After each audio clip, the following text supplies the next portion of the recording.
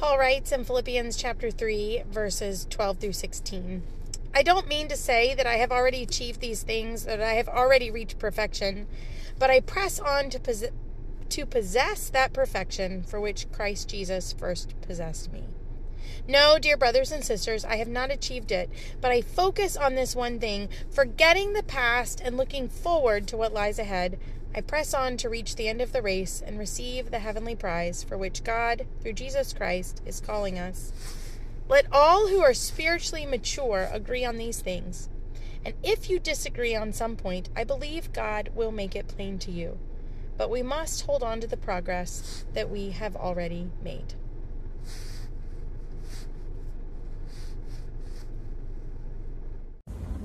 Good morning, friends. I am running errands today, and I had a great plan that I would videotape my family having breakfast together. Usually breakfast is maybe our happiest time of day. A lot of Alexa listening to music and talking and laughing and making lunches. And, I just thought that would be a great little opening for my video. Well, let me give you some background. I made a Sam's run earlier this week, which meant I came home with the giant muffins. They make them, they're so good, right? They're basically cake without icing.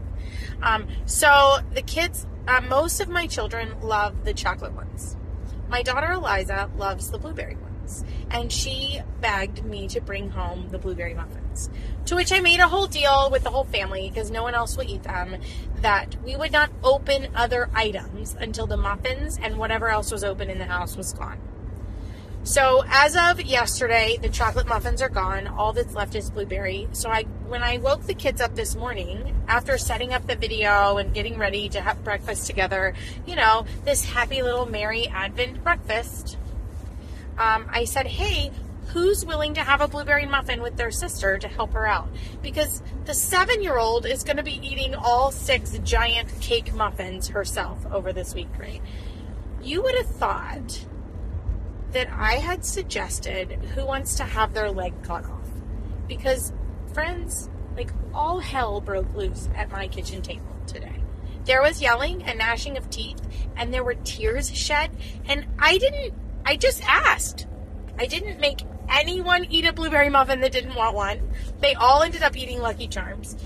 And, it was just this moment where I had to really dig deep to be my best self.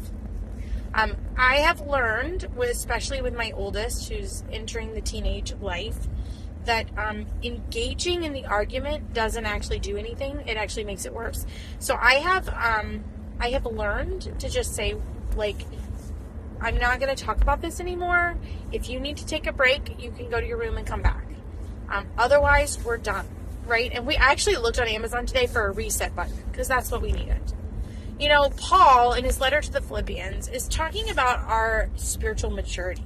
That the more time we spend with Jesus, the less we try to earn our salvation and we allow Jesus to do it, that the more we're going to look like Jesus. And the more unity will be in our life with those around us.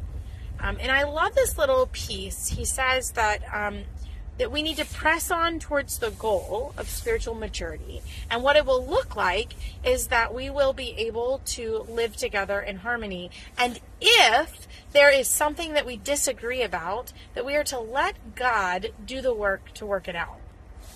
I think sometimes that pressing pause in my life is really to just make it go away. Sometimes the pressing pause is so that we can come back and have a conversation that doesn't have the emotion in it that it did before. But what if the pressing pause could be giving the Spirit time to work with us and through us and to remake us? I realized after the conversation, after my son left, probably still mad for school, that we had made a deal that they didn't have to eat the blueberry muffins.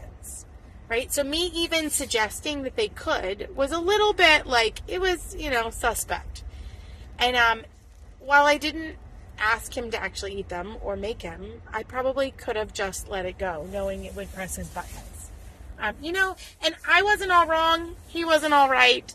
Right? I wasn't all right and he wasn't all wrong. I wonder if there's another space in your life. If there's a moment in your life right now where you need to press pause and let God do the working out in your brain, in your heart, in your mind, in your soul. And maybe it's like not just what God needs to do in you, but maybe you need to give the space for God to do what God needs to do in the other person or in the situation. Right? Maybe the spirit needs a little time. Maybe you need a reset button too. That's what I have for you today. It's not super formal. I hope it even makes sense. But may you come to find that in the pause, the Spirit can bring us to vision together. Love you guys. Have a great VlogVent. See you tomorrow. Bye. Like, share, and subscribe. Philippians 3:12 through 16 in Eugene Peterson's The Message version. I'm not saying that I have this all together, that I have made it, but I am well on my way, reaching out for Christ, who has so wondrously reached out for me. Friends, don't get me wrong. By no means do I count myself an expert in all of this, but I've got my eye on the goal, where God is beckoning us onward to Jesus. I'm off and running, and I am not turning back. So let's keep focused on that goal, those of us who want everything God has for us. If any of you have something else in mind, something less than total commitment, God will clear your blurred vision. You'll see it yet. Now that we're on the right track, let's stay on it.